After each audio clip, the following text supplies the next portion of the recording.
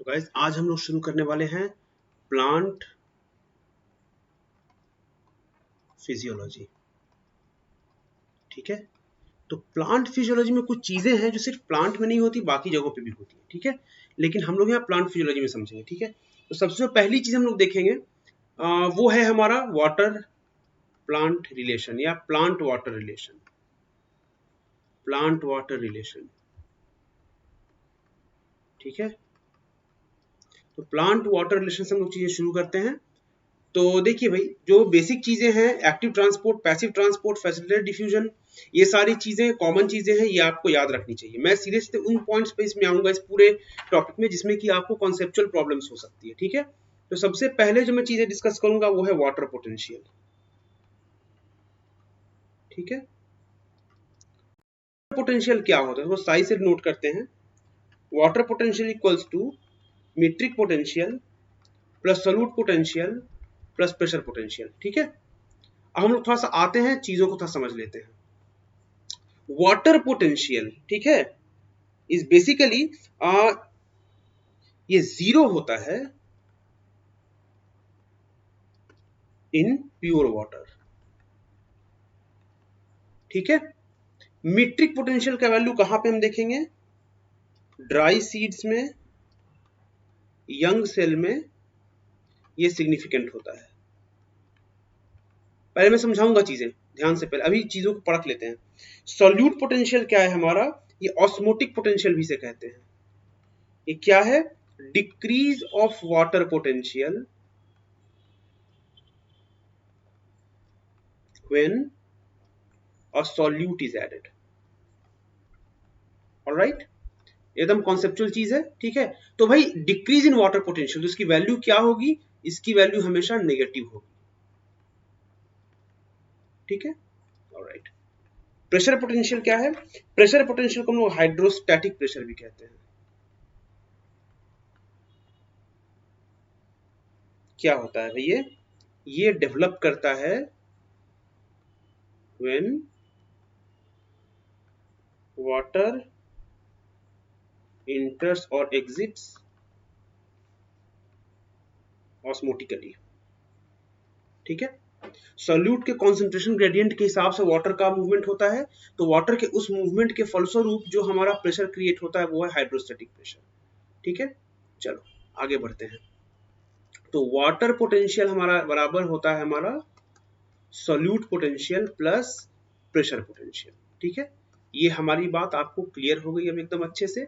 इसमें ज्यादा क्वेश्चंस नहीं आ रहे हैं। या तो आपको सीधे सीधे ये क्वेश्चन पूछेगा, या तो पूछेगा सॉल्यूट पोटेंशियल इज नेगेटिव या पॉजिटिव, या प्रेशर पोटेंशियल का डेफिनेशन पूछेगा।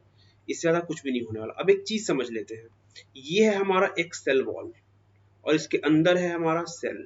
ठीक है, तो जो pressure cell wall, cell membrane cell wall के ऊपर लगाता है, इस प्रेशर को हम लोग बोलते हैं टर्गर प्रेशर। और जो प्रेशर इसके रिप्लाई में सेल वॉल, सेल मेम्ब्रेन के ऊपर लगाता है, इसे हम लोग बोलते हैं वॉल प्रेशर। कॉन्सेप्चुअल चीजें हैं। ठीक है, चलो इसका आते हैं ऑस्मोसिस को जल्दी से देखते हैं। क्या है ऑस्मोसिस भाई? तो ऑस्मोसिस कुछ नहीं, स्पेशल टाइप ऑफ डिफ्यूजन है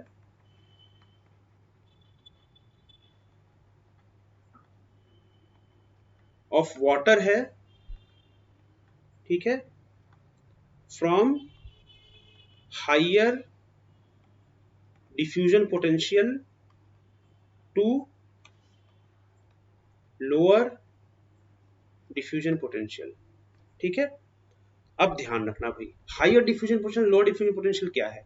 तो जहां पे सॉल्यूट ज्यादा होंगे, माइंड इट, ठीक है, जहां पे सॉल्यूट ज्यादा होंगे, ठीक है, वहां पे डिफ्यूजन पोटेंशियल वाटर का ज्यादा होगा, तो सॉरी कम होगा। ठीक है, तो जहां पे सॉल्यूट ज्यादा होगा वाटर का कम होगा, जहां पे सॉल्यूट कम होंगे वहां वाटर का ज्यादा होगा। तो जहां पे वाटर ज्यादा है, जहां पे वाटर का कंसंट्रेशन ज्यादा है, वहां से कम कंसंट्रेशन की ओर वाटर का मूवमेंट, इसे हम कहते हैं ऑस्मोसिस। ठीक है, पानी ज्यादा है, सॉल्यूट कम है, सॉल्यूट कम है, यहां सॉल्यूट ज्यादा है। तुमने पहले क्या देखा था दोस्तों? सॉल्यूट पोटेंशियल वाटर पोटेंशियल को कम करता है, तो वाटर पोटेंशियल यहां ज्यादा हुआ, वाटर पोटेंशियल यहां कम हुआ। लो वाटर पोटेंशियल, और यहाँ क्या है, हाई वाटर पोटेंशियल। ठीक है, तो हाई टू लो की ओर वाटर अपने मूव करेगा, वाटर अपने पोटेंशियल में हाई से लो की ओर मूव करेगा। ठीक है, चलो हम लोग आते हैं, थोड़ा सा देख लेते हैं कि भाई long distance of water transport कैसे होता है।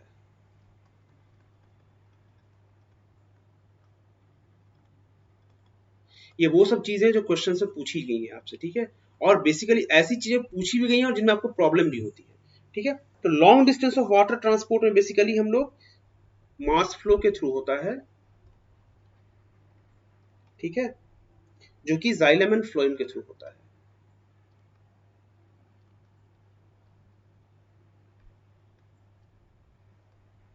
ऑलराइट, ठीक है, okay fine. Actually higher plants में जाइलम एंड फ्लोएम होते हैं। ठीक है,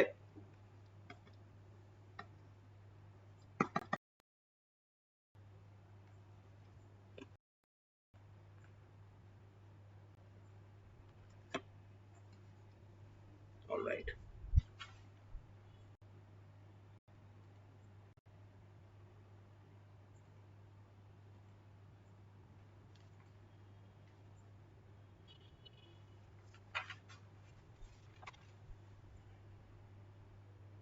ओके, थोड़ा सा टेक्निकल इशू हुआ था, नो वरीज। चलो आगे बढ़ते हैं। अब देखते हैं कि भाई एब्जॉर्प्शन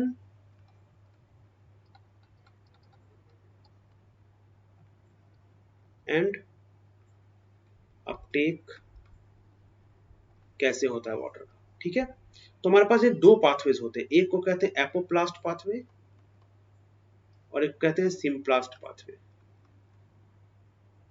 ठीक है, एपोप्लास्ट और सिम्प्लास्ट क्या होते हैं, ये चीजों को आपको थोड़ा देखना पड़ेगा। तो सबसे पहले हम लोग एक प्यारा सा डायग्राम बनाते हैं। ठीक है, चलो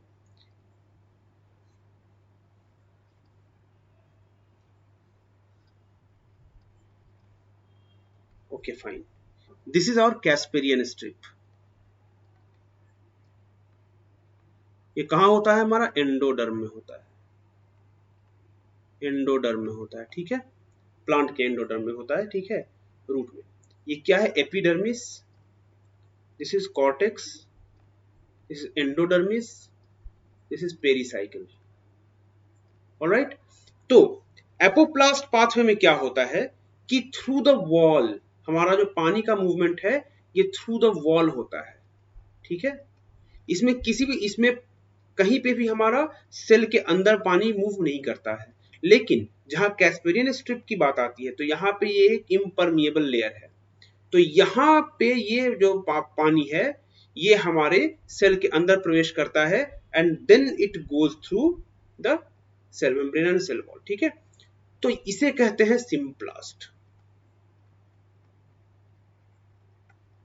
ठीक है, सिम्प्लास्ट किसके थ्रू होता है, मैंने आपको बताया था पहले, सेल में प्लाज्मोडेस्माटा के थ्रू। प्लाज्मोडेस्माटा क्या है भाई, दो सेल के बीच कनेक्शंस हैं। ठीक है, तो ये है apoplast and this pathway symplast. तो क्या हम ये कह सकते हैं कि बाहर में एपोप्लास्ट के थ्रू भी अगर पानी आए तो अल्टीमेटली सिम्प्लास्ट ही होना पड़ेगा, तो symplast is ultimate common pathway. Alright, ठीक है, ये चीजें हो गई। ऑलराइट, अब आते हैं सिम्प्लास्ट में। ठीक है,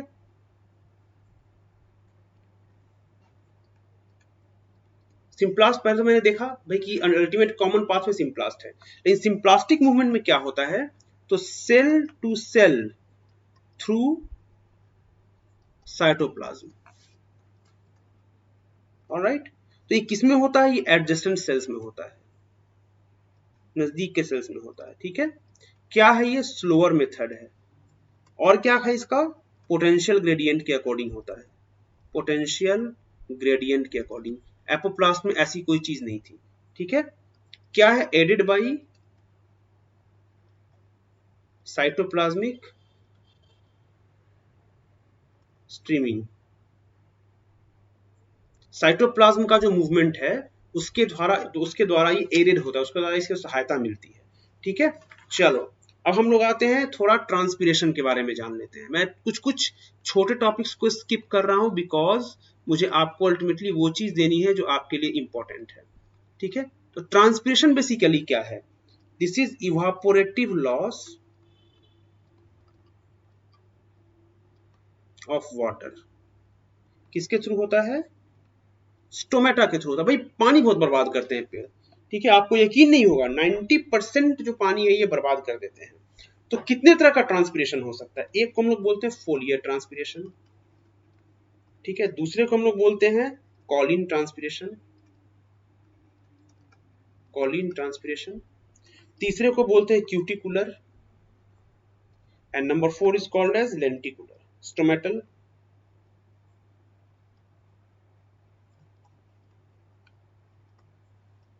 five lenticular and 6 bark. Okay, foliar क्या है? फोलियर है लीफ के थ्रू, ये 90% होता है। ठीक है, कॉलिन क्या है हमारा? Through the stem. ठीक है, ये 10% 5% ऐसे होता है। ठीक है, ये हमारा लोकेशन के आधार पर, foliar and cauline according to location.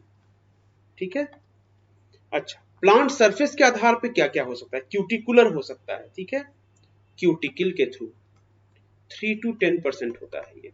Stomatal, stomata के थ्रू 50 to 97% होता है। Major is the stomatal transpiration.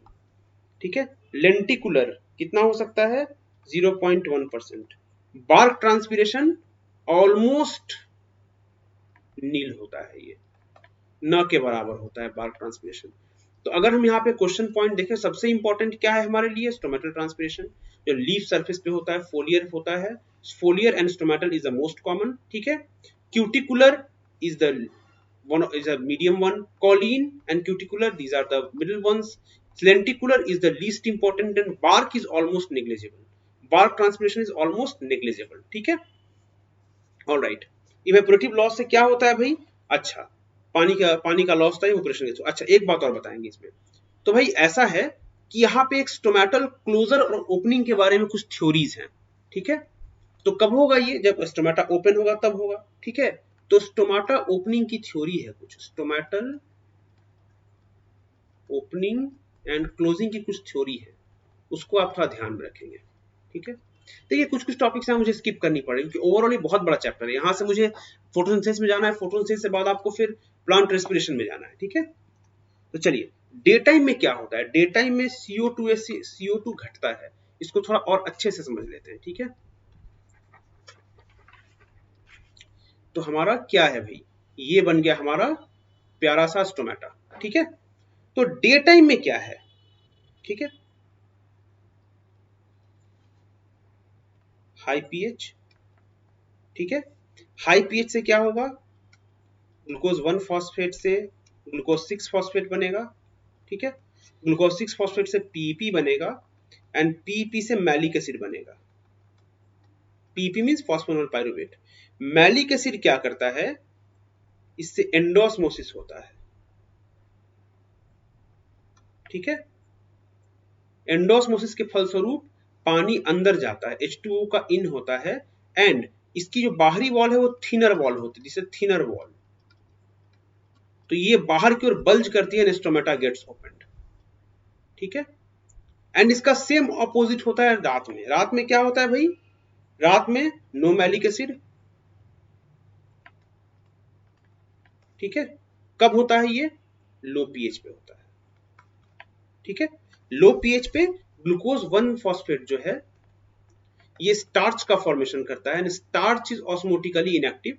ठीक है, तो यहां पे कोई भी तरह का एंडोस्मोसिस नहीं होगा, no endosmosis and plasmo in the stomata doesn't open.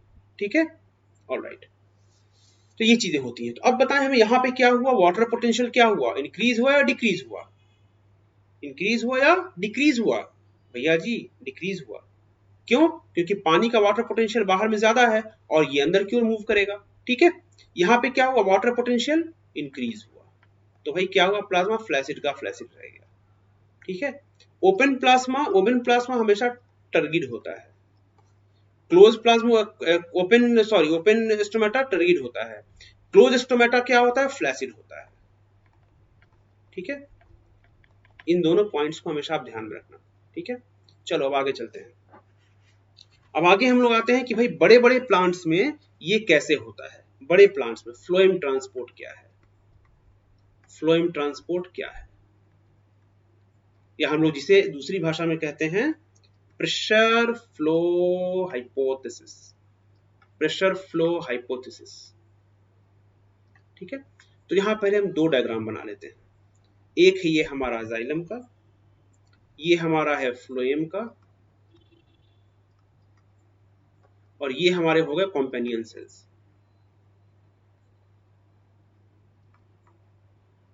ठीक है, तो दो चीजें होती है, एक को हम लोग कहते हैं सोर्स और दूसरे को कहते हैं सिंक। ठीक है, सोर्स एंड सिंक प्लांट में फंक्शनल होते हैं, मतलब कभी सोर्स सिंक बन सकता है, कभी सिंक सोर्स बन सकता है, यू नेवर नो। ओके, तो फिलहाल के लिए हम सोर्स मान के चलते हैं कि हमारे पत्ते सोर्स हैं, लीव्स हमारे सोर्स है। क्यों, यहाँ पे सुक्रोज का फॉर्मेशन होता है।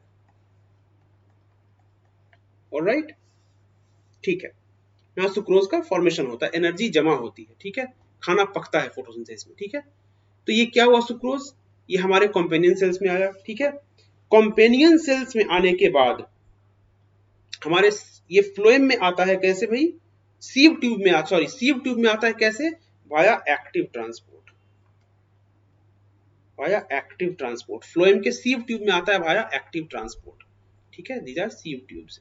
Okay, sieve tube, okay fine, active transport से आया। लेकिन जैसे ही यहां पे आया तो यहां पर क्या हुई, फ्लोएम के अंदर हमारा सॉल्यूट्स की संख्या बढ़ी, तो क्या हुआ भाई, वाटर पोटेंशियल यहाँ का ड्रॉप किया। तो जाइलम में क्या है, वाटर है, तो वाटर यहां से ड्यू टू ऑस्मोसिस ये सीव ट्यूब में चला आया। ठीक है, अब सीव ट्यूब में जब वाटर चला आया तो इसके प्रेशर से इसका मूवमेंट हुआ कहां, टुवर्ड्स सिंक। और सिंक क्या है भाई, हमारा फल है जहां उसे स्टोर होना है अल्टीमेटली। ठीक है, जैसे ही ये यहां पर पहुंचा, ठीक है, उसी तरीके से जैसे यहां पे एक्टिव ट्रांसपोर्ट से ये अंदर आया था सुक्रोज, उसी एक्टिव ट्रांसपोर्ट के थ्रू ये बाहर गया, और जैसे ये बाहर गया यहां पे वाटर पोटेंशियल क्या हुआ, बढ़ गया। ठीक है, वाटर पोटेंशियल बढ़ा, पानी फिर से वापस जाइलम में, और यही पूरी सीक्वेंस चलती रहती है। ठीक है, तो सिंपल बात यह है कि पानी का मूवमेंट हो रहा है और एक्टिव ट्रांसपोर्ट के थ्रू जो हमारा सुक्रोज जा रहा है इन द फ्लोएम, उसकी वजह से पानी का मूवमेंट होता है, और पानी का मूवमेंट फिर से फ्लोएम में हमारे सुक्रोज को धकेलता है towards the sink, and then again water comes into the xylem. इसे कहते हैं हम लोग प्रेशर फ्लो हाइपोथेसिस। ठीक है, प्रेशर फ्लो हाइपोथेसिस, इस बात को आप ध्यान रखिएगा। ठीक है, तो ट्रांसपोर्ट वाले चैप्टर को हम लोग यहीं पे खत्म करते हैं। ठीक है, थोड़ा जल्दी हो गया, लेकिन आपको जो कॉन्सेप्चुअल पार्ट था वो मैंने खत्म किया यहाँ पर। ठीक है, अब इसके बाद हम लोग आते हैं थोड़ा सा फोटोसिंथेसिस इन हायर प्लांट्स में। तो फोटोसिंथेसिस इन हायर प्लांट में सबसे पहले हम लोग आएंगे photosynthesis in higher plant.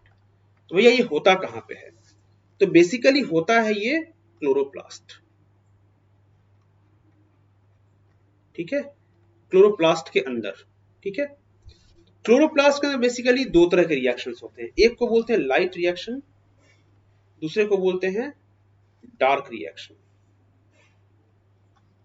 Alright, चलो ठीक है, अब हम लोग आते हैं सबसे पहले थोड़ा जान लें कि भाई कैसे ये पूरी की पूरी घटना होती है। ठीक है, तो लाइट रिएक्शन में हमारे पास कुछ इस तरीके का सिस्टम है, एक को हम लोग बोलते हैं फोटो सिस्टम 1 PS1, और एक को बोलते हैं PS2।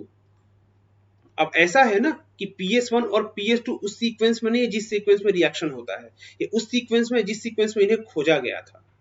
ठीक है, PS1 पहले मिला, PS2 बाद में मिला, पता चला भाई ये तो पूरा सिस्टम PS2 से PS1 की ओर जाता है। कैसे जाता है, तो हमारा लाइट है। ठीक है, लाइट PS2 पे गया। ठीक है, PS2 से वो एक इलेक्ट्रॉन एक्सेप्टर को गया। ठीक है, electron acceptor via electron transport system क्या करता है, यहां पर ADP से ATP बनता है, ये ATP बनाए, एनर्जी है ये, and then it goes to PS1।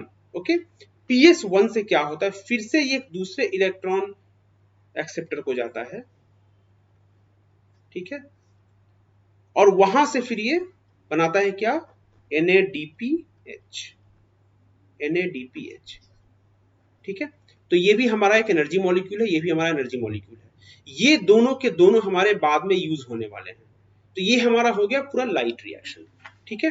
अब हम ये देखेंगे कि लाइट रिएक्शन बेसिकली होता किस आधार पर है, तो किस प्रकाश में हमारा प्लांट जो है सबसे ज्यादा लाइट रिएक्शन कर पाएगा, उसे हम लोग कहते हैं एक्शन एंड एब्जॉर्प्शन स्पेक्ट्रम, ठीक है। तो एक्शन एब्जॉर्प्शन स्पेक्ट्रम क्या होता है, बेसिकली तीन तरह के हमारे पास पिगमेंट्स होते हैं, chlorophyll A, chlorophyll B and carotenoids, ठीक है। तो basically chlorophyll A and B जो है हमारे प्रमुख पिगमेंट्स होते हैं, ठीक है। एंड कैरोटिनॉइड्स को एक्सेसरी पिगमेंट कहते हैं, क्यों, क्योंकि कैरोटिनॉइड्स जो है वो दायरा बढ़ाते हैं, ठीक है, फोटोसिंथेसिस के स्पेक्ट्रम का दायरा बढ़ाते हैं। अब यहाँ पे देखिए आखिरकार ये होती क्या बला है, ठीक है। ये हमारा क्या है, वेवलेंथ है, और ये क्या है हमारा एब्जॉर्प्शन ऑफ लाइट है, ठीक है।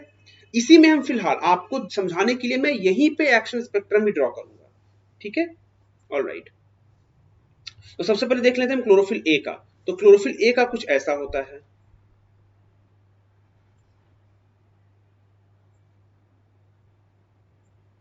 ये ए का है, ठीक है।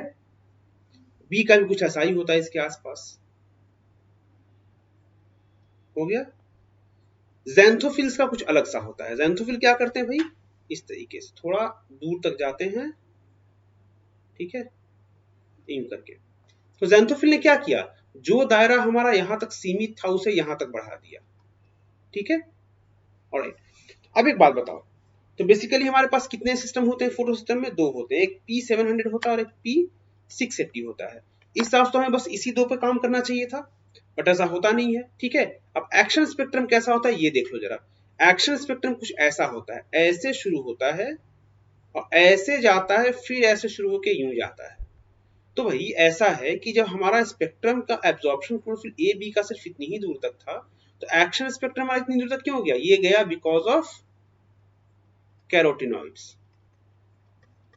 क्या करते थे कैरोटिनॉइड्स, कैरोटिनॉइड्स ने क्या किया कि और डिफरेंट वेवलेंथ्स की लाइट को एब्जॉर्ब करके ट्रांसफर आउट कर दिया क्लोरोफिल ए एंड बी को, ठीक है। चलो, तो भैया ये अब है क्या, बेसिकली ये वाला हमारा रेंज है 400 टू 500 के बीच का नैनोमीटर का, और ये जो हमारा है ये है 600 टू 700 नैनोमीटर के बीच का, ठीक है।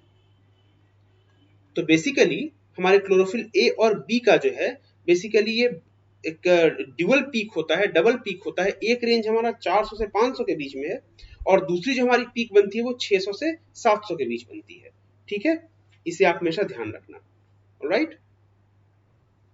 यानी कि दो कहां कहां पे कौन कौन से रेंज में हुए, तो एक हो गया हमारा ब्लू रेंज में और एक हो गया हमारा रेड रेंज में, ऑलराइट।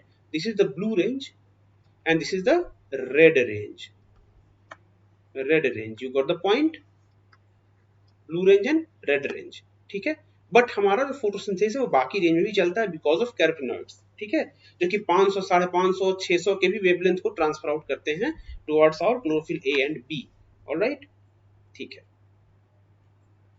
लाइट रिएक्शन बेसिकली हमारे क्या होते हैं, अब आएंगे लाइट रिएक्शन के बारे में थोड़ा सा जानेंगे। तो लाइट रिएक्शन हमारा वो फेज होता है जिसमें light absorption, water splitting, oxygen release and high energy chemical intermediates का फॉर्मेशन होता है।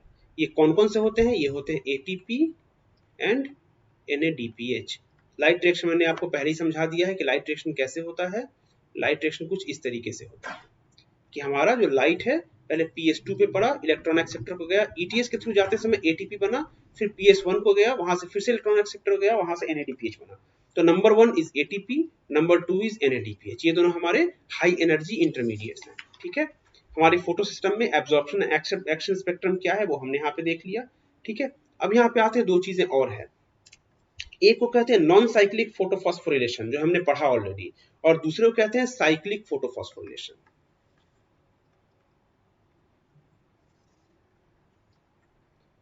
साइक्लिक फोटोफॉस्फोरिलेशन, ठीक है। साइक्लिक फोटोफॉस्फोरिलेशन क्या है? तो साइक्लिक फोटोफॉस्फोरिलेशन से हमारा सिर्फ PS1 काम करता है, फोटो सिस्टम 1 काम करता है। ठीक है, वेवलेंथ 680 के आसपास होती है इसकी। ठीक है, एंड ये कैसे काम करता है ये मैं आपको दिखा रहा हूं। सबसे पहले हमारा P700 जहां पे है, ठीक है, यहां पे लाइट पड़ी। ठीक है, इसके बाद ये इलेक्ट्रॉन एक्सेप्टर को गया, इलेक्ट्रॉन एक्सेप्टर से वापस P700 पे आ गया। ठीक है, इलेक्ट्रॉन वापस आया और यहाँ पे इसने एक ATP का जन्म दिया। माइंडेड कि इसमें क्या बना? सिर्फ एक ATP बना, क्या नहीं बना? NADPH is not formed. NADPH का फॉर्मेशन यहाँ पे नहीं होता है। ऑलराइट, चलिए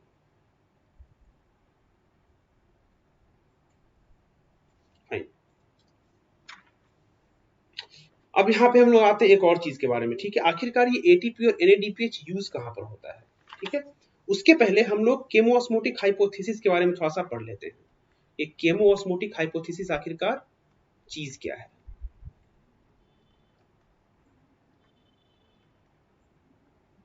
ठीक है, इसे सबसे पहले दिया था पीटर मिशेल ने।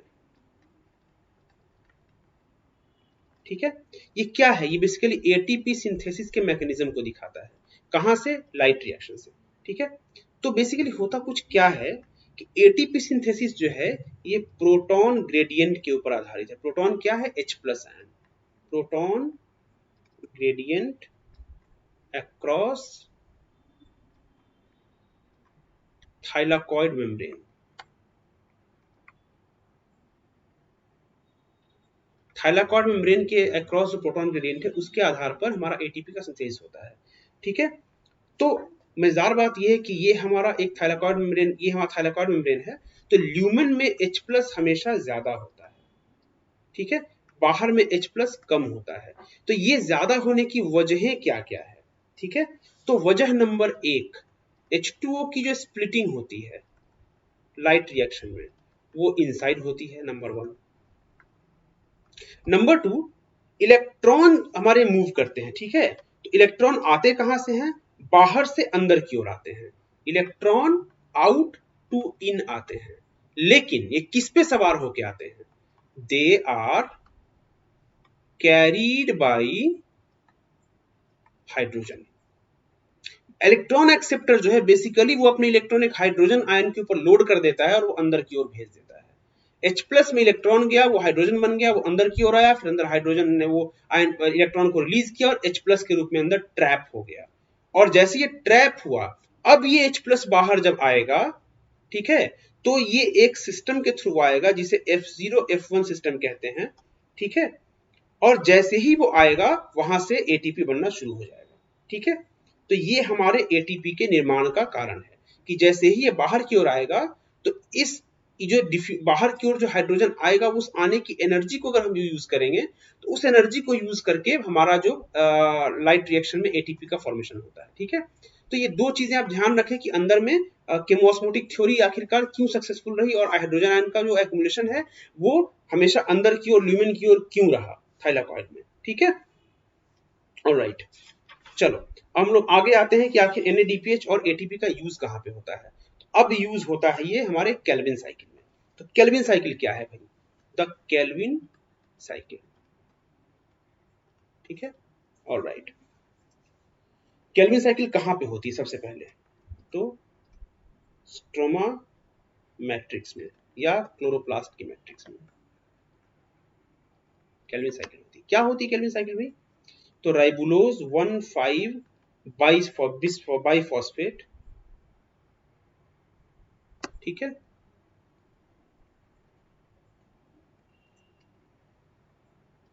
एटमॉस्फेयर से हमारा CO2 प्लस H2O आ रहा था, याद करो। ठीक है, यहाँ पे क्या है, कार्बोक्सिलेशन होता है, और कार्बोक्सिलेशन में पहला जो कंपाउंड है 3 कार्बन कंपाउंड है, क्या है, 3 phosphoglycerate, this is 3 carbon compound, ठीक है, 3 फॉस्फोग्लिसरेट। ये क्या हुआ, रिडक्शन हुआ, यहाँ पे रिडक्शन के लिए कहां से आया भाई, एटीपी प्लस NADPH आ गया, यहाँ पर क्या बनाया, एडीपी प्लस एक इनऑर्गेनिक फॉस्फेट रिलीज हो गया, प्लस NADP प्लस हो गया, क्या बनाया इसके बाद, triose phosphate, and triose phosphate is the building material for starch and sucrose. अब समझ में आ गया आपको कि कहां से ये बनना शुरू होता है शुगर, एंड यहां से फिर से इसका रिजेनरेशन क्यों हुआ, एटीपी गया, एडीपी के रूप में फॉर्मेशन हो गया वापस इसका, ठीक है, एंड इसको बोलते हैं रीजेनरेशन। तो हमारा कहां पे एटीपी खर्च हुआ, पहला रिडक्शन में एटीपी खर्च हुआ, ठीक है, और दूसरा रीजेनरेशन में खर्च हुआ। कार्बोक्सिलेशन में एटीपी खर्च नहीं हुआ, नो एटीपी इज यूज्ड, ठीक है। तो ये हमारा जो कहानी है, ये केल्विन साइकिल की कहानी है, केल्विन साइकिल की, ऑलराइट। कहां पे होता है, स्ट्रोमा में होता है, ठीक है, इस चीज को आप हमेशा याद रखना। चलो अब एक और चीज की बात कर लें, उसके कहते हैं C4 पाथवे। तो C4 पाथवे क्या है, ठीक है, तो बेसिकली ट्रॉपिकल प्लांट्स में होता है, ठीक है, और इसे हम लोग हैच-स्लैक पाथवे भी कहते हैं, हैच-स्लैक पाथवे, ठीक है। इसमें एक स्पेशल एनाटॉमी से क्रेन्स एनाटॉमी कहते हैं। क्रेन्स एनाटॉमी क्या होती है भाई, presence of large sized bundle sheath cell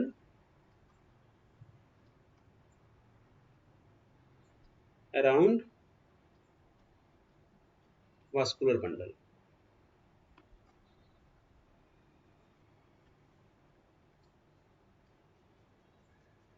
ठीक है, ये होती है हमारी क्रेन्स एनाटॉमी, ठीक है।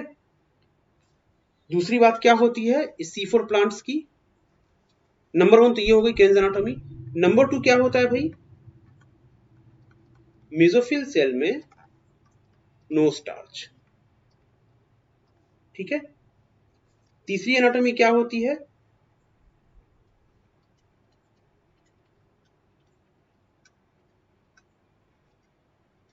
रूबिस्को एंजाइम एब्सेंट होता है। रूबिस्को एंजाइम को आने बता दूं, ठीक है, रूबिस्को एंजाइम क्या था भाई, आपके जो RUBP था ना, रूबिलो बाय 1,5 बाइफॉस्फेट, यहां पे रूबिस्को यूज होता है, ठीक है, and this is the most abundant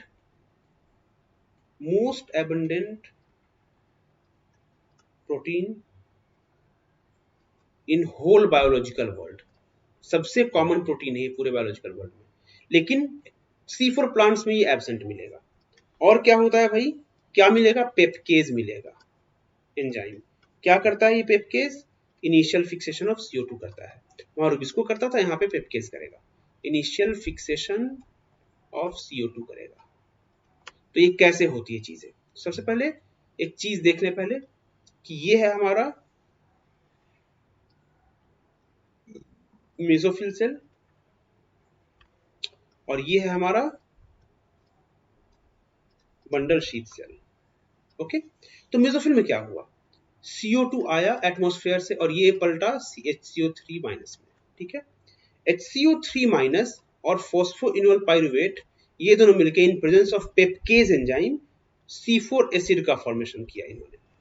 C4 acid transport होके हमारे बंडल शीथ सेल में आया, यहाँ पर C4 था, यहाँ पे डीकार्बोक्सिलेशन हुआ, डीकार्बोक्सिलेशन के बाद C3 एसिड बना, ओके, C3 एसिड फिर से वापस यहाँ पे आया और C3 एसिड से फिर PP का रिजेनरेशन हुआ, ठीक है। तो यहाँ पे कुछ क्वेश्चंस बनते हैं, decarboxylation of C4 acid took place in bundle sheath cell, question point number 1, regeneration of C3 acid is in mesophyll cell, question point number 2, which enzyme is present in mesophil cell, PEPcase, PEP carboxylase, ठीक है, okay. which कहां पे हमें ये देखने को मिलेगा, किस किस प्लांट में, मेज में देखने को मिलेगा, शुगर केन में देखने को मिलेगा, सोरघम में देखने को मिलेगा, एमरंथस में देखने को मिलेगा। ठीक है, ये सारी चीजें आपको याद रखनी है। ऑलराइट, अब आगे चलते हैं एक और अगले कॉन्सेप्ट पर, जिसका नाम है फोटो रेस्पिरेशन।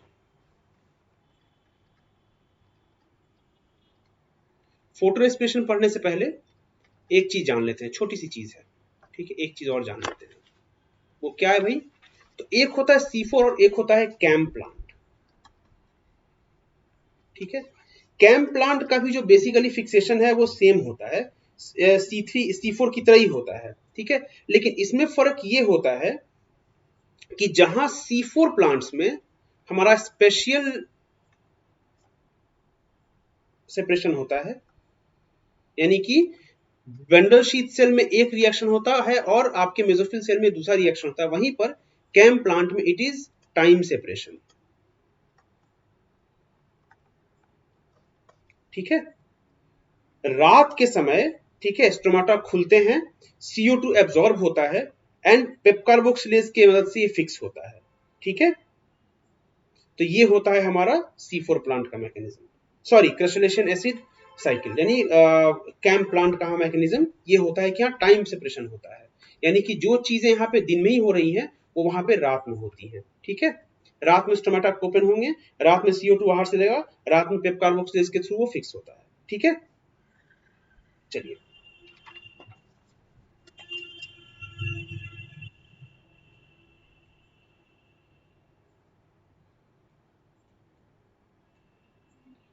अब फोटो रेस्पिरेशन के बारे में थोड़ा सा हम जान लेते हैं। ठीक है, फोटो रेस्पिरेशन कहां पे होगा? क्लोरोप्लास्ट में होगा। ठीक है, और पेरोक्सीजोम एंड माइटोकॉन्ड्रिया मिलके इसमें हेल्प करेंगे, हेल्प करेंगे। ठीक है, फिलहाल आपको इतना ही जानना है इसमें, इसके अलावा इसमें आपको बहुत ज्यादा डिटेल में चीजें नहीं पूछी जाएंगी। बस एक चीज आपको पूछा जा सकता है, क्या कि रुबिस्को एंजाइम जो है ये हमारे इसमें हेल्प करता है, लेकिन इसकी एक खासियत होती है, खासियत ये होती है कि हाई टेम्परेचर पर एक्ट्स एज ऑक्सीजनेज, और that's why photo respiration occurs. ठीक है, photo respiration basically wastage of energy है, इसमें कोई भी एटीपी या एनएडीपीएच का जन्म नहीं होता है। ठीक है, चलिए अब थोड़ा सा आगे बढ़ लेते हैं, फैक्टर्स अफेक्टिंग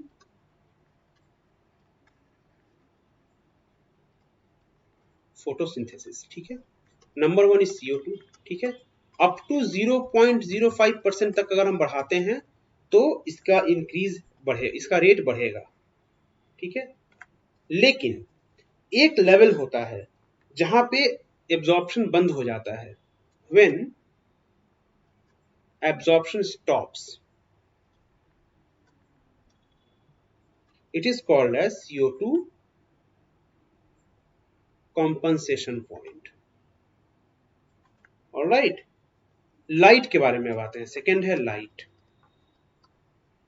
लाइट के बारे में क्या है? लो लाइट इंटेंसिटी पे कोई तरह का एक्सचेंज नहीं होगा। ठीक है, और एक लाइट कॉम्पनसेशन पॉइंट होता है, लाइट कॉम्पनसेशन पॉइंट। ये क्या है कि इसके बियॉन्ड यदि हम इंटेंसिटी बढ़ाएंगे लाइट की तो हमारे रेट पे कोई फर्क नहीं पड़ेगा। ठीक है, अब आते हैं तीसरा फैक्टर, टेम्परेचर। टेम्परेचर इंटू 2 होता है रेट जब हम 10 डिग्री का टेम्परेचर बढ़ाते हैं। 10 डिग्री टेम्परेचर राइज में रेट जो है हमारा इंटू 2 से बढ़ता है, ये बात ध्यान रखें। ठीक है, लेकिन एक स्तर के ऊपर जाने के बाद एंजाइम्स डिनेचुरेट होंगे और उसके बाद रेट घट जाएगा। ये टेम्परेचर के साथ एक प्रॉब्लम है। ठीक है, ऑक्सीजन के बारे में एक इंपॉर्टेंट चीज हम लोग जान लेते हैं। ऑक्सीजन में एक टर्म है और एक क्वेश्चन पॉइंट है, ठीक है, कि हाई ऑक्सीजन में रेट घट जाता है और इसे हम लोग वारबर्ग इफेक्ट कहते हैं। इसे हम लोग वारबर्ग इफेक्ट कहते हैं। ठीक है, ऑलराइट, तो ये था हमारा फोटोसिंथेसिस के बारे में। अब इसके बाद हम लोग थोड़ा सा हम लोग आगे पढ़ेंगे, जो कि हम लोग प्लांट के रेस्पिरेशन के बारे में पढ़ेंगे। ठीक है, तो प्लांट रेस्पिरेशन हम लोग क्या देखेंगे, सबसे पहले ग्लाइकोलिसिस से स्टार्ट करेंगे एंड उसके बाद हम लोग आगे आगे हम लोग फिर क्रेब साइकिल देखेंगे और क्रेब साइकिल के बाद ईटीएस पर देखेंगे। तो मेनली हमारे पास तीन चीजें यहाँ देखने योग्य, Krebs cycle, glycolysis, Krebs cycle and उसके बाद इलेक्ट्रॉन ट्रांसपोर्ट चेन। ठीक है, तीनों ही कॉन्सेप्चुअल हैं। तो यहाँ पे धीरे धीरे पढ़ना शुरू करते हैं। तो व्हाट इज ग्लाइकोलाइसिस? तो glycolysis is breakdown of glucose. तो ये क्या है भाई? कैटाबोलिक है। क्यों? ग्लूकोज की एनर्जी को हम रिलीज करते हैं। तो ध्यान से देखना, सबसे पहले ग्लूकोज है, ये क्या है? 6 कार्बन है। ठीक है, 6 कार्बन में क्या हुआ भाई? ग्लूकोज 6 फॉस्फेट बना। ठीक है, किसके प्रेजेंस में बना? हेक्सोकाइनेज या ग्लूकोकाइनेज की प्रेजेंस में। और यहाँ पे क्या लगा? एक एटीपी खर्च हुआ और एडीपी में कन्वर्ट हो गया। ग्लूकोज 6 फॉस्फेट फिर क्या बना? फ्रुक्टोज 6 फॉस्फेट में। कौन सा यहाँ पे एंजाइम यूज हुआ? आइसोमेरेज। क्या किया इसने? बस ग्लूकोज को फ्रुक्टोज में कन्वर्ट कर दिया। ठीक है, अब इसके बाद एक एटीपी और इस्तेमाल होएगा हमारा। ठीक है, जो क्या करेगा? इसे फ्रुक्टोज 1,6 बिसफॉस्फेट में कन्वर्ट कर देगा। ठीक है, 1,6 बिसफॉस्फेट के बाद यहाँ पे एक मजेदार चीज होती है। ये एक 6 कार्बन कंपाउंड है जो 2 कार्बन कंपाउंड में बट जाता है, 3C में बट जाता है, और ये दोनों आपस में इंटरचेंजेबल होते हैं। कौन कौन से होते हैं भाई? एक तो होता है हमारा triose phosphate, di hydroxy acetone phosphate, DAP, और दूसरा हमारा है ट्राइओस फॉस्फेट। कौन सा दूसरा? Glyceraldehyde 3 phosphate. ठीक है, ये दोनों आपस में interchangeable, glyceraldehyde 3 phosphate and dihydroxy acetone phosphate, ये दोनों आपस में इंटरचेंजेबल होते हैं। ठीक है, इसके बाद अब हम किसी एक को लेकर चलेंगे। ठीक है, तो जो भी हम लोग आगे देखेंगे इंटू 2 होएगा, क्योंकि दोनों ही आगे की ओर जा रहे हैं। ठीक है, चलो इसके बाद हम लोग क्या देखेंगे? अब यहाँ पे Na+ आएगा। ठीक है, अब ये कहेगा भाई जो हमने अब तक दिया है मेरा हिसाब पुख्ता करो। तो ये हमारा हो गया पहला एनर्जी वाला कंपाउंड। ठीक है, क्या बना इसके बाद? 1,3 बिसफॉस्फो ग्लिसरिक एसिड। ठीक है, फिर से यहाँ पे क्या इसके बाद आया? यहाँ एंजाइम कौन सा लगा?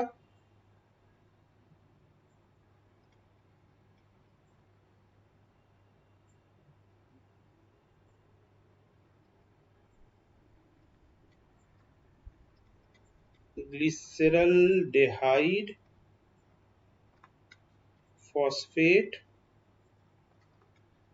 डिहाइड्रोजिनेज। ठीक है, ग्लिसरल्डेहाइड फॉस्फेट डिहाइड्रोजिनेज। डिहाइड्रोजिनेज क्या किया? यहां से हाइड्रोजन को निकाला और इसने NAD+ पे लगा दिया, डिहाइड्रोजिनेज। ठीक है, 1,3 बिसफॉस्फोग्लिसरिक एसिड। इसके बाद ये किसकी फेट क्या होगी? अब ये बन गया हमारा 2 फॉस्फोग्लिसरेट। ठीक है, आई एम सॉरी 3 फॉस्फोग्लिसरेट। ठीक है, 3 फॉस्फोग्लिसरेट के बाद क्या हुआ? यहाँ पे बिस फॉस्फेट था और यहाँ पे सिर्फ एक फॉस्फेट है। तो क्या होगा भाई? एडीपी आया, एटीपी बना। ये हमारा क्या बन गया?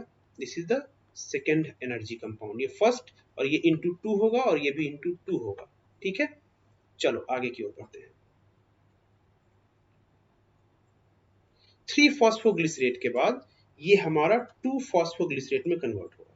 ठीक है, 2 यहाँ पे 3 से 2 में कन्वर्ट हो रहा है। ठीक है, किसके थ्रू होगा? Phospho glycero mutase. म्यूटेज।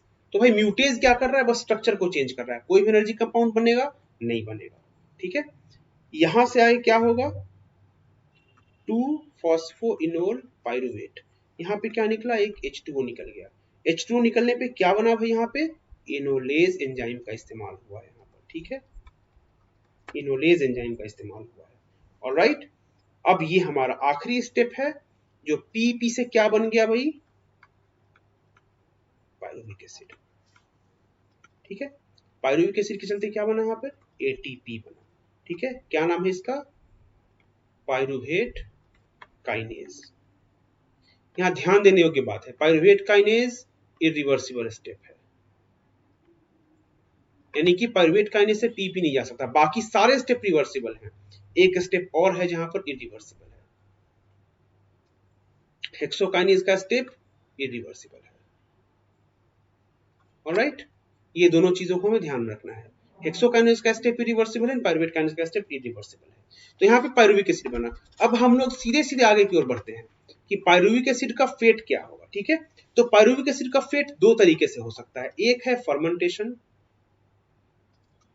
फर्मेंटेशन के थ्रू क्या होगा, लैक्टिक एसिड में कन्वर्ट होगा ये। ठीक है, बस थोड़ी देर, ठीक है, आधे घंटे।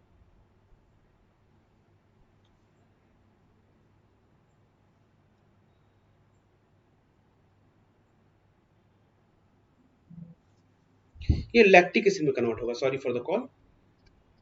ठीक है, और यदि ये एरोबिक रेस्पिरेशन, एरोबिक प्रोसेस में जाता है तो फिर ये अगली तरफ चला जाएगा, कहां, क्रेब्स साइकिल में चला जाएगा।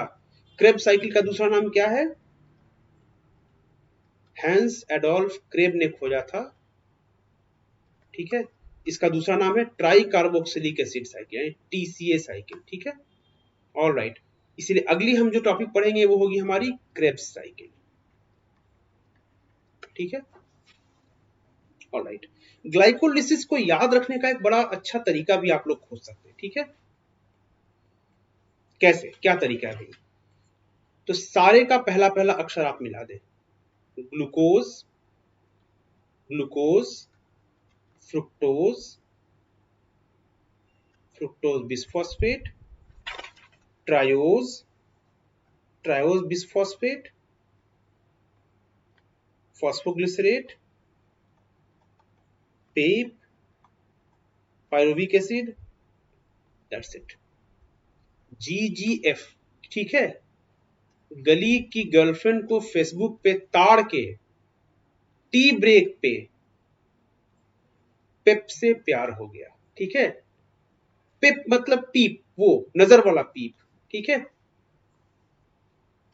ऐसे याद रखो पे, गली की गर्लफ्रेंड को FB पे ताड़ के टी ब्रेक पे लेकर फट या पेप से प्यार हो गया। ठीक है, चलो भैया, पेप नाम का, चलो पेप ताड़ना ना मानकर पेप कुछ और ही समझ लो, जो भी समझना है समझ लो, पेप से प्यार हो गया, कुछ भी याद रख लो भाई। ठीक है, तो एक तरीका आप ये भी अपना सकते हो कि कैसे भी करके आप तरीके को याद रखो। ठीक है, कैसे भी करके आप उस सेंटेंस को याद रखो। ठीक है, चलो, थोड़ा सा अजीब तरीका है, लेकिन जैसे भी हो आपको बस एग्जाम में इसे रिकैपिचुलेट करना है, आपको एग्जाम में याद रखना है। ठीक है, चलो क्रेब्स साइकिल पे आते हैं। पायरुविक एसिड हमारा यहाँ पे था। ठीक है, पायरुविक एसिड में क्या गया हमारा, सबसे पहले NAD प्लस NADH2 बना। ठीक है,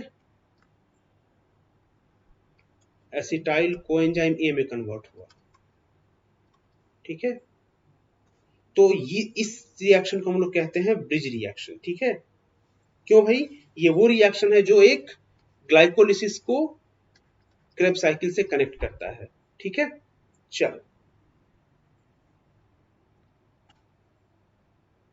अब इसके बाद एसिटाइल कोएंजाइम की बात किया कि सारी कहानी है क्या भाई, साइट्रेट सिंथेटेज लगेगा तो क्या बनाएगा, साइट्रेट। क्या है ये, 6 कार्बन कंपाउंड है। ठीक है, एंड पहली बार यहां क्या निकलेगा, H2O निकलेगा। कौन सा एंजाइम बनेगा, एकोनिटेज। क्या बनाएगा, सिस एकोनिटेट।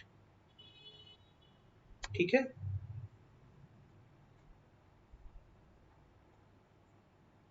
सिस एकोनिटेट के बाद क्या बनेगा भाई, आइसोसाइट्रेट। ठीक है, आइसोसाइट्रेट के बाद क्या बनेगा, ऑक्जेलोसक्सिनेट। उसके बाद alpha KG, alpha ketoglutarate. Alpha ketoglutarate के बाद क्या बनेगा, सक्सिनाइल कोएंजाइम में, फिर सक्सिनेट, फिर fumarate, malate, oxaloacetate, acetyl coenzyme है। ओके, अब ध्यान दो, यहां पे चीजें थोड़ी सी ध्यान देने वाली है। आइसोसाइट्रेट एंड ऑक्सैलोसक्सिनेट, ठीक है, इसके बीच में निकलेगा एक NaDH2, ठीक है, alright. Oxalosuccinate and alpha ketoglutarate, इसके बीच निकलेगा एक CO2। Alpha ketoglutarate and succinyl coenzyme है, ठीक है, इसके बीच वहां निकलेगा फिर से एक NaDH2।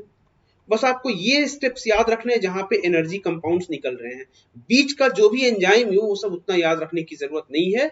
बहुत से बहुत आपसे एकोनिटेज पूछा जाएगा, ठीक है, या साइट्रेट सिंथेटेज पूछा जाएगा, इसके बाद कुछ नहीं पूछा जाने वाला, ठीक है। पहली बार जीटीपी कहां बनेगा, तो सक्सिनाइल कोएंजाइम से सक्सिनेट, ठीक है, ये हमारा सबस्ट्रेट लेवल फॉस्फोरिलेशन है हमारा एक, ठीक है। सक्सिनेट से फ्यूमरेट के बीच हमारा क्या बनेगा, FAH2 बनेगा, ठीक है, ये हमारा एक और एनर्जी कंपाउंड है। फ्यूमरेट से मैलेट में क्या निकलता है, पानी निकलता है, ये आपको याद रखना है। डिहाइड्रेशन के स्टेप्स याद रखने हैं, हाइड्रोजनेशन के स्टेप्स याद रखने हैं, एंड बेसिकली कहां कहां पे हमारे एनर्जी कंपाउंड्स निकल रहे हैं वो आपको याद रखने हैं। डिटेल साइकिल के लिए आपको एनसीईआरटी मिल जाएगी, जहां जहां के क्वेश्चंस पूछे गए मैं आपको वो चीजें बता रहा हूं। मैलेट से ऑक्सैलोएसिटेट में हमारा लास्ट NaDH2 निकलता है, ठीक है। तो भाई डिहाइड्रोजनेशन कहां कहां पे हुआ हमारा, ठीक है। तो जो फर्स्ट डिहाइड्रोजनेशन है आइसोसिट्रेट से ऑक्सैलोसक्सिनेट, ये डिहाइड्रेशन फर्स्ट है, डिहाइड्रोजनेशन फर्स्ट है, डिहाइड्रोजनेशन, ठीक है। ये हमारा डिहाइड्रोजनेशन सेकेंड है, ये हमारा डिहाइड्रोजनेशन थर्ड है, और ये हमारा डिहाइड्रोजनेशन फोर्थ है। तो हमारा डिहाइड्रोजनेशन कितने हुए, 4 हुए, ठीक है। ये आपको चीजें याद रखनी है बेसिकली, ठीक है। चलो, इसके बाद हम आते हैं क्रेब्स साइकिल के बाद इलेक्ट्रॉन ट्रांसपोर्ट चेन। अब जो हमारे इतने सारे NADPH, NADH एंड ATP तैयार हुए, ठीक है, इन सब का इस्तेमाल कहां पे होगा, ठीक है, इन सब का इस्तेमाल कहां पे होगा, NADH और FADH2 की खास करके मैं बात करूं अगर, तो उनका ATP में कन्वर्जन कैसे होगा। जो ATP सीधे बन गया वो तो बन गया, लेकिन जो ये दोनों बने इनका इस्तेमाल कैसे होगा, तो इनको इस्तेमाल करने के लिए हमारे पास एक सिस्टम बोलते हैं इलेक्ट्रॉन ट्रांसपोर्ट चेन, ठीक है। इलेक्ट्रॉन ट्रांसपोर्ट चेन में क्या है भाई, तो पहला है कॉम्प्लेक्स 1, फिर है कॉम्प्लेक्स 2, फिर है कॉम्प्लेक्स 3, ठीक है। चलो ऐसे नहीं करते, कॉम्प्लेक्स 1, कॉम्प्लेक्स 3, कॉम्प्लेक्स 2, ये मैंने ऐसा क्यों बनाया मैं बताऊंगा आपको, ठीक है। फिर आता है कॉम्प्लेक्स 4, ऑलराइट। चलो, इसके बाद हम कहानी शुरू करते हैं, एकदम प्यार से कहानी शुरू करते हैं, मजे में एकदम। और लास्ट में आता है हमारा कौन सा, F1 F0, ठीक है। चलो, कॉम्प्लेक्स 1 क्या है, this is NADH dehydrogenase complex, ठीक है। ये क्या करता है भाई, NADH2 से NAD प्लस को अलग करता है, ठीक है। और ये इलेक्ट्रॉन को कहां ट्रांसफर करेगा, FMN पे ट्रांसफर करेगा, ठीक है, जो फिर से FES को ट्रांसफर करेगा, ठीक है, ऑलराइट। यहां से क्या निकला, यहां से हमारे 4 हाइड्रोजन रिलीज हो गए, ठीक है। अब यहां से जो हाइड्रोजन है ये यूबिक्विटोन एंड UQH, ठीक है, इनके थ्रू होकर, यूबिक्विनोन के थ्रू होकर ये गया हमारे कॉम्प्लेक्स 3 में। कॉम्प्लेक्स 3 हमारे पास क्या है, this is called as cytochrome B2C1, ठीक है। अब FADH2 जो है वो यहां पे काम करता है, FADH2 से FAD प्लस अलग हुआ, ठीक है, और ये भी FES को इसने अपना इलेक्ट्रॉन दिया, और यहां भी सेम UQ UQH2 एंड इसने भी अपना इलेक्ट्रॉन 3 को दिया, ठीक है। एंड यहां से हमारे 4H प्लस निकल गए, ऑलराइट। इसने फिर कॉम्प्लेक्स 3 से कॉम्प्लेक्स 4 को ट्रांसफर आउट किया, किसके थ्रू, साइटोक्रोम C के थ्रू, ठीक है। साइटोक्रोम C ने क्या किया, कॉम्प्लेक्स 4 को ट्रांसफर आउट किया। कॉम्प्लेक्स 4 का दूसरा नाम क्या है हमारे पास, A to A3 है, ठीक है। A2A3, ठीक है। यहाँ के बाद यहाँ पे एक मजेदार चीज होती है, यहाँ पे जो हाइड्रोजन एक्सेप्टर है वो वाटर फॉर्म करता है, ठीक है। यहाँ पे जो ऑक्सीजन है वो हाइड्रोजन को एक्सेप्ट करता है, ठीक है। और ये हमारे दो हाइड्रोजन के साथ मिलकर ये वाटर का फॉर्मेशन कर देता है। ऑल राइट, चलो यहाँ तक तो बातें एकदम साफ सुथरी दिख गई है, ठीक है, बढ़िया।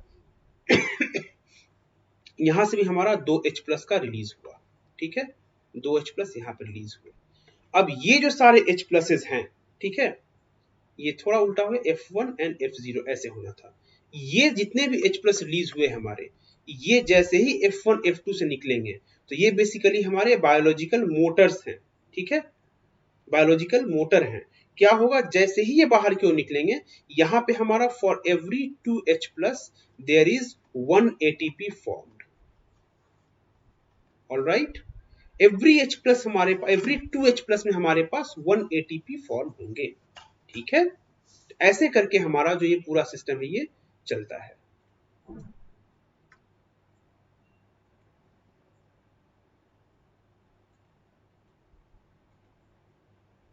ठीक है, ये हमारा हो गया पूरा का पूरा electron transport system, electron transport chain, ठीक है। फिर से देख लेते हैं एक बार। पहला है हमारा NADH डिहाइड्रोजनेज कॉम्प्लेक्स। सेकेंड है हमारा cytochrome BC1, sorry second is हमारा FADH2 हाइड्रोजनेज। थर्ड है हमारा cytochrome BC1। Fourth is our AA3। तो हमारा क्या होता है, 1 से भी 3 की ओर गया और 2 से भी 3 की ओर गया, ठीक है, 1 से भी 3 की ओर गया और 2 से भी 3 की ओर गया, and then 3 transfer its to 4, and 4 से फिर हमारा ये 4 के बाद जो हाइड्रोजन हमारे एक्यूमुलेट किए ल्यूमेन में वो F1 F0 के थ्रू निकलते हैं, 2 हाइड्रोजन के बदले में एक ATP मॉलिक्यूल का रिलीज होता है, ठीक है। थोड़ा सा अब आते हैं अपने रेस्पिरेटरी बैलेंस शीट की ओर। तो हमारे ग्लाइकोलिसिस में कितने बने थे, शुरू से याद करो, 2 खर्च हुआ था, ठीक है, और बना कितना था, डायरेक्ट सिंथेसिस 2 ATP का हुआ था, ठीक है, एंड 2 NADH बना था जिससे कि 6 ATP बने, यानी कि एक NADH से हमारा 3 ATP बनता है, एंड एक FADH2 से 2 ATP बनता है, ठीक है। चलो, पायरुविक एसिड से एसिटाइल कोएंजाइम कन्वर्टर में कितना हुआ, 2 × 3 यानी 6 ATP बना, यानी 2 NADH2 यहां बना था, याद करो भाई, मैंने बताया थोड़ी देर पहले। साइट्रिक एसिड साइकिल से कितना बना भाई, 6 NADH2 बने, यानी कितने हुए, 18, एंड 2 FADH2 बने, तो कितने बने भाई, 4, ठीक है। एंड डायरेक्ट कितना बना, 1, जो GTP के थ्रू बना, ठीक है, 2, ठीक है। टोटल यील्ड कितना हुआ हमारा, 6 2 8, 8 6 14, ठीक है, और 18 6, 18 और 6 24, 24 और 14 38 ATP हमारे टोटल फॉर्म हुए पूरे के पूरे इस प्रोसेस में, ठीक है। ऑलराइट, ये हमारा ध्यान रखना, ये very very important question point है, ठीक है। ETS एक इंपॉर्टेंट क्वेश्चन पॉइंट है, ETS में आपसे कॉम्प्लेक्स के नाम पूछे जा सकते हैं, ठीक है। एंड आपको दूसरी चीज है,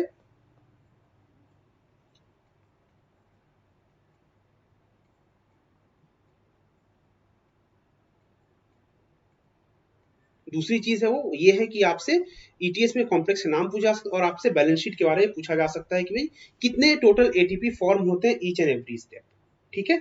इस चीज को थोड़ा सा आपको ध्यान में रखना है, और ध्यान रहिए 1 2 3 नहीं जाता है, जब आप NADH2 के थ्रू जा रहे हो तो 1 3 4 होगा, और जब FADH2 के थ्रू आ जाओ तो 2 3 4 होगा, ठीक है। ये ETS का बेसिक कॉन्सेप्ट है। चलो, इसी के साथ हमारा जो रेस्पिरेशन का बेसिक पोर्शन था वो हमारा पूरा पूरा खत्म हो जाता है, ठीक है। अब थोड़ा सा हम लोग आते हैं वो है रेस्पिरेटरी कोशेंट के ऊपर। तो जब हमारा कार्बोहाइड्रेट जलता है, रेस्पिरेटरी कोशेंट क्या होता है, ठीक है, तो CO2 liberated bye O2 consumed. तो कार्बोहाइड्रेट के केस में कितना होता है ये, इट इज 1, क्यों भाई, 6 CO2 लिबरेट हुआ एंड 6 O2 बर्न हुआ, तो ये 1 होता है। किसमें होता है ये, एरोबिक रेस्पिरेशन में होता है, ठीक है। इन केस ऑफ फैट क्या होता है ये, it is less than 1 always fat में, ठीक है। ऑर्गेनिक एसिड्स में क्या होता है, कार्बोहाइड्रेट टू ऑर्गेनिक एसिड्स में, कार्बोहाइड्रेट ऑर्गेनिक एसिड में कन्वर्ट होता है तो क्या होता है भाई, ऑक्सीजन यूटिलाइज लेकिन CO2 इवॉल्व नहीं होता, तो क्या होगा, 0 होगा। ठीक है, ओके।